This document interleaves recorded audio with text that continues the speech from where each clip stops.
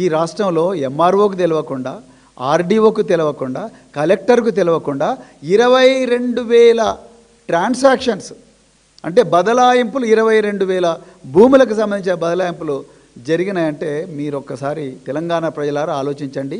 హైదరాబాదు రంగారెడ్డిలో, అదే మరి రంగారెడ్డి జిల్లాలో ఒక్కొక్క ఎకరం కనీసం అంటే 20 కోట్లు ఉంటుంది, 30 కోట్లు ఉంటుంది.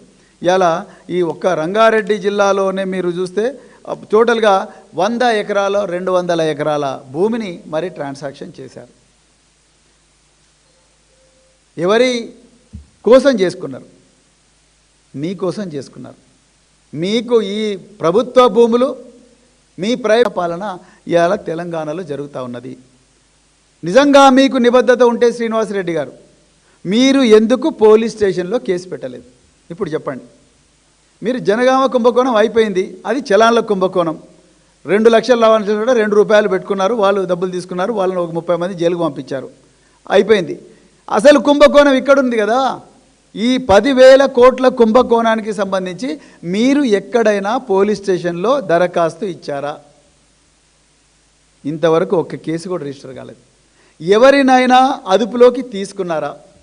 తీసుకోలేదు. ఎందుకంటే ఇదంతా మీకు తెలిసే జరుగుతుంది కాబట్టి. అదే మేము తెలంగాణ ప్రజలకు చెప్పాలనుకున్నాం. ఇదంతా మీకు తెలిసే జరుగుతుంది, మీరు చూసి చూడనట్టు పొమ్మని అధికారులకు చెప్పిండ్రు కాబట్టే ఇవాళ ఏమీ జరగడం లేదు. గ్రౌండ్లో ప్రజల భూములని కోల్పోతూ ఉన్నారు. ఒక్క పోలీస్ ఆఫీసర్ కూడా దీన్ని ఇన్వెస్టిగేట్ చేస్తలేడు. మీరు ఎవరినో అధికారులను లాస్ట్కి బలిపశువులు చేస్తారు. ఇప్పుడు మీరు పేపర్ల లీకుల మీద లీకులు ఇస్తున్నారు. సీసీఎల్ఏ ఆఫీసులో 2, లేకపోతే ఇంకెక్కడి నుంచో 2. అసలు సీసీఎల్ఏ ఎవరికి రిపోర్ట్ చేస్తాడు శ్రీనివాసరెడ్డి గారు? మీకు కాదా? మీరే కదా సీసీఎల్ఏకి ఇమీడియట్ బాస్. మీరు ఎస్ అంటే ఎస్, నో అంటే నో. మీరే కదా రంగారెడ్డి జిల్లా కలెక్టరు, లేకపోతే మేడ్చల్ మల్కాజ్గిరి, లేకపోతే యాదాద్రి భువనగిరి, అదేవిధంగా సంగారెడ్డి. ఈ కలెక్టర్లకు ఆదేశాలు, మౌఖిక ఆదేశాలు ఇచ్చేది మీరే. కలెక్టర్లు వాళ్ళు డిజిటల్కి సంతకాలు చేయకుండా అవుట్సోర్సింగ్ ఎంప్లాయీస్, మీరు ఎంప్లాయ్ చేసిన అవుట్సోర్సింగ్ ఎంప్లాయీస్ వాళ్లకు డిజిటల్ కీస్ ఇచ్చి వాళ్ళతోని మీరు సైన్లు చేయించి రేపు బయటపడితే నాదేం లేదు, ఆ అవుట్సోర్సింగ్ ఎంప్లాయీ చేశారని వాళ్ళ మీద దొబ్బడానికి మీరు చేస్తున్న కుటిల పన్నాగం ఇది. మళ్ళీ ఎవరో రెవెన్యూ డిపార్ట్మెంట్లో ఎవరో ఒక మామూలు ఎంప్లాయీలను మీరు బలిపశువుగా మారుస్తారు. ఈ భూములన్నీ మీరు బదలాయిస్తూ ఉన్నారు. మీరు అమీన్పూర్లో బదలాయిస్తూ ఉన్నారు. అదేవిధంగా శంకర్పల్లి మండలంలో ఉండే వెల్మల్ కొండకల్లో రియల్ ఎస్టేట్ కంపెనీలకు మీరు బదలాయిస్తూ ఉన్నారు. అదేవిధంగా జియో 111 ఏరియాలో బదలాయిస్తూ ఉన్నారు. ఇప్పుడు కీసర్లో కూడా బదలాయించడానికి ప్రయత్నం చేస్తున్నారు. నిజానికి ఒక డిపార్ట్మెంట్లో మెడకాయ మీద తలకాయ ఉన్న ఏ మంత్రి అయినా కూడా ఏం చేస్తాడు? ఎంఆర్ఓలను ఆర్డీఓలుగా, ఆర్డీఓలను డిఆర్ఓలుగా, డిఆర్ఓలను మరి అదనపు కలెక్టర్లుగా అట్లా రూల్ ప్రకారం ప్రమోషన్ ఇచ్చుకుంటూ పోతాడు. కానీ పొంగులేటి గారు మీ పాలనలో ఎంఆర్ఓలు డైరెక్ట్గా ఆర్డీఓలు అయిపోయారు. ఆర్డీఓ పోస్ట్ ఉంటుంది, ప్రమోషన్ ఇవ్వరు, ఎంఆర్ఓ ఉంటాడు, డైరెక్ట్గా ఆర్డీఓ కూర్చుంటాడు. మీరు కీసర్లో పెట్టింది ఎవరిని? కీసర్లో పెట్టింది మీరు ఎంఆర్ఓని తీసుకొచ్చి ఆర్డీఓ సీట్లో కూర్చోబెట్టిండ్రు. కొన్ని చోట్ల ఎంఆర్ఓలే డైరెక్ట్ డిఆర్ఓలు అయిపోయినారు. ఎంఆర్ఓ డిఆర్ఓ కావాలంటే కంపల్సరీ ఆర్డీఓ అయ్యి తర్వాత డిఆర్ఓ కావాలి. అంటే మీ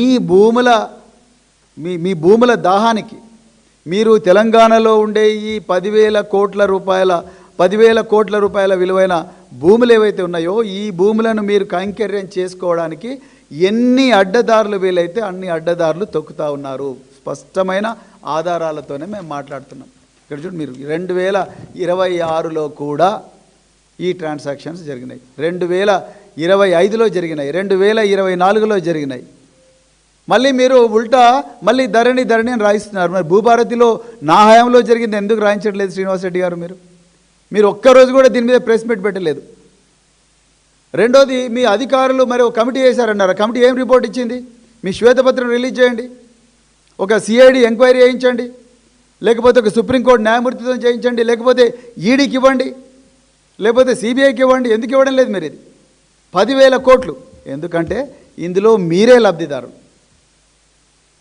మీకు సంబంధించిన రాఘవ కన్స్ట్రక్షన్, ఇంకా రకరకాల కంపెనీలు ఏవైతే మీ అనుచరుల కంపెనీలు ఉన్నాయో వాళ్ళందరూ దీంట్లో లబ్ధి పొందుతున్నారు. కాబట్టే ఈరోజు భూభారతి పోర్టల్లో జరుగుతున్న ఈ దొడ్డిదారిన అక్రమాలు మీరు బయటికి రానివ్వడం లేదు. నిజంగా తెలంగాణ రాకముందే కాదు, అసలు ఆంధ్రప్రదేశ్ వచ్చినప్పటి నుంచి ఇప్పటి వరకు జరిగిన భూ స్కాముల్లో మీరు మీ హయాంలో, పొంగులేటి గారు వినండి, మీ హయాంలో జరిగిన ఈ భూభారతి స్కామ్ ఏదైతుందో అది అన్నిటికన్నా బాహుబలి స్కామ్. 10,000 కోట్లు ఒక్క రక్తం చుక్క కారకుండా, ఒక్క మూడో మనిషికి తెలవకుండా మీరు సాఫ్ట్వేర్ చేంజ్ చేశారు. ఎందుకు ఒక్కరిని కూడా అరెస్ట్ చేయలేదు ఇంతవరకు? ఒక్క అధికారిని సంజాయిషి అడగలేదు ఎందుకు? ఎందుకంటే ఆ కీ మీ దగ్గరే ఉంది. ఇప్పుడు వేరే ఆప్షనే లేదు కదా శ్రీనివాసరెడ్డి గారు, వేరే ఆప్షనే లేదు.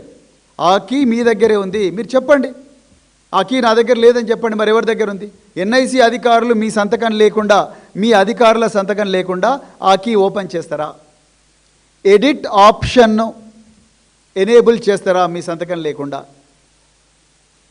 మీకు తెలియకుండా ఈ మాఫియా గ్యాంగులు ఏవైతే ఉన్నాయో వాళ్ళు ప్రతి మీ సేవా సెంటర్కు పోయి, ప్రతి రియల్ ఎస్టేట్ కంపెనీకి పోయి మా దగ్గర అసైన్డ్ భూముల వివరాలు ఉన్నాయి, మీకు కావాలంటే మేము అసైన్డ్ భూములను పట్టా భూములుగా మారుస్తాం, పిఓబి నుంచి తీసేయిస్తాం, నిషేధిత భూముల జాబితాను తీసేయిస్తాం, మీరు మాకు ఎంత ఇస్తారో చెప్పండి, అది రాగానే మీరు మాకు అగ్రిమెంట్ రాసి ఇవ్వండి, దాంట్లో మాకు ఇంత పర్సెంటేజ్ ఇవ్వండి అని మీరు అడగడం లేదా? ఓపెన్ చెప్పండి. ఎందుకు దీంట్లో దాపరికం? ఎవరైనా రియాల్టరు భూములను డెవలప్ చేయాలని చెప్పేసి ఒక డెవలప్మెంట్ అగ్రిమెంట్ చేసుకొని రిజిస్ట్రేషన్ డిపార్ట్మెంట్పై రిజిస్టర్ చేసుకున్నాగానే వెనక నుంచి బ్యాక్ ఎండ్లో మీరు ఆ వెబ్సైట్ నుంచి తీసుకొని మీరు ఆ బిల్డర్ కంపెనీల దగ్గరికి పోయి మీ మాఫియా గ్యాంగులు 30% అడగడం లేదా? ఓపెన్గా చెప్పండి. ఇది ఈరోజు మీరు ఓపెన్గా చేస్తున్న దందా. స్పష్టంగా 22,000 రికార్డులు తారుమారైనాయి. దీని మీద ఎవ్వరూ మీ మంత్రులు కానీ, మీ ముఖ్యమంత్రి కానీ, మీరు కానీ మాట్లాడడం లేదు. అర్జెంటుగా నిజాలు ప్రజలకు చెప్పాలి. పెద్ద ఎత్తున భారీ కుంభకోణం జరిగింది. 10,000 కోట్లు చాలా తక్కువ ఫిగరు, అంతకన్నా ఎక్కువనే జరిగింది. ఆ వివరాలన్నీ కూడా ప్రజల ముందర పెట్టాల్సిన బాధ్యత రేవంత్ రెడ్డి గారు, అదేవిధంగా పొంగులేటి శ్రీనివాసరెడ్డి గారు, మీ ఇద్దరి మీద ఉన్నది. ఇక రెండవ డిమాండ్, అర్జెంటుగా పొంగులేటి శ్రీనివాసరెడ్డి గారు మీరు రాజీనామా చేయాలి. మీరు రాజీనామా చేయకుండా అదే పొజిషన్లో ఉంటే మీ అధికారులు స్వేచ్ఛగా పని చేయలేరు. ఇప్పుడు ఏవైతే మీరు డిజేబుల్ చేసి ఇప్పుడు రాత్రంతా అధికారులందరినీ కూడా పిలిపించి కూర్చోబెట్టి, రాత్రింబావులు కూర్చోబెట్టి వాళ్ళతోని రికార్డులు మళ్ళీ తారుమారు చేయిస్తున్నారు. నేను అధికారులకు చేతులు జోడించి నేను వినమ్రంగా వేరుకుంటున్నా, దయచేసి ఆ మిస్టేక్ చేయకండి మిత్రులారా. మీరు ఏం చేసినా కూడా ఆ డిజిటల్ ఫుట్ ప్రింట్స్ అట్లనే ఉంటాయి. మీరు ఎంత ఎరేజ్ చేసినా కూడా ఉంటాయి. మీతోని మళ్ళీ ఈ రెవెన్యూ శాఖ మంత్రి గారు, ముఖ్యమంత్రి రేవంత్ రెడ్డి గారు మళ్ళీ తప్పులు చేయిస్తూ ఉన్నారు. మొత్తం తప్పులు చేయించారు, మీకు సంబంధం లేకుండానే భూములన్నీ బదలాయించారు. ఇప్పుడు మళ్ళీ మిమ్మల్ని దాన్ని ఓన్ చేసుకోమంటున్నారు, అవన్నీ తుడిచేయమంటున్నారు. దయచేసి ఆ తప్పు చేయకండి. అలాంటి అక్రమ ఆదేశాలు మీకేమైనా వస్తే దయచేసి భారత రాష్ట్ర సమితి పార్టీకి సమాచారం ఇవ్వండి, మేము ప్రజల ముందరికి తీసుకెళ్తాం. సో మా రెండవ డిమాండు, పొంగులేటి శ్రీనివాసరెడ్డి గారు అర్జెంటుగా మీరు నైతిక బాధ్యత వహిస్తూ ఈ 10,000 కుంభకోణం గురించి, 10,000 కోట్ల కుంభకోణం సంబంధించి మీరు అర్జెంటుగా రాజీనామా చేయాలి, చేసి నిజాలు ప్రజల ముందర పెట్టాలి. మూడవది, ఈ కేసులో అర్జెంటుగా పోలీసు దర్యాప్తు ప్రారంభించాలి. 6 నెలల నుంచి ఫోరెన్సిక్ ఆడిట్ చేస్తూ ఉన్నారు. 2023 డిసెంబర్ నుంచి 2026 జూన్ వరకు వేల ట్రాన్సాక్షన్ జరిగినాయి.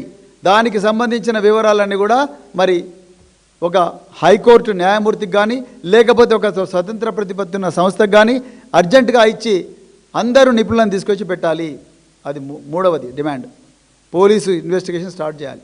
నాలుగవది, ఎవరెవరైతే ఈ ట్రాన్సాక్షన్స్ చేసి ఈ భూమిని అక్రమంగా ఆఫీసర్లకు సంబంధం లేకుండా, భూమి హక్కుదారుడికి సంబంధం లేకుండా బదలాయించారో వాళ్ళ ఫోన్ నెంబర్లు తీసుకొని, వాళ్ళ ఫోన్ నెంబర్లతోని మరి పొంగులేటి శ్రీనివాసరెడ్డి గారి కింద పనిచేస్తున్న మాఫియా గ్యాంగులు కానీ, రేవంత్ రెడ్డి గారి కింద పనిచేస్తున్న మాఫియా గ్యాంగులు కానీ, ఈ మాఫియా గ్యాంగులతో వీళ్ళ కమ్యూనికేషన్ ఏ విధంగా ఉన్నది, వీళ్ళని ఎవరు గైడ్ చేశారు అన్న విషయాన్ని మీరు ప్రజల ముందు పెట్టాలంటే వాళ్ళ CDRs అంటే కాల్ డేటా రికార్డ్స్ తీసి వాటిని విశ్లేషించాలి.